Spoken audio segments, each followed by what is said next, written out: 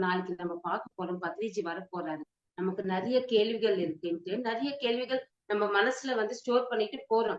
ஆனா அவர பார்த்த உடனே என் பிளாங்க் ஆயிடும் மைண்ட். எதுவும் கேட்கணும்னு தோணவே தோணாது. சில டைம்ல அந்த கேள்விகளுக்கு நமக்குள்ளுக்குள்ளேயே ஆன்சர்ஸ் கிடைச்சிடும். சைலன்ஸ் ஒரு மகாங்களோட இருக்கும்போது, அந்த சாங்கத்தியத்துல இருக்கும்போது, அவங்களுடைய மௌனத்தால நம்மள மாற்றங்கள் கொண்டு வர முடியும். நம்மளுடைய கேள்விகளுக்கு எல்லாமே ஆன்சர்ஸ் கிடைக்குது. ஆனா சிலது நமக்கு அந்த கேள்வியே இல்லாம போகுது. இது ரியாலிட்டில நம்ம பாக்குறோம். சோ அதனால பேசிட்டே இருந்தாலும் செயல்கள் மூலமா எதுவுமே நம்ம சாதிக்க முடியாது.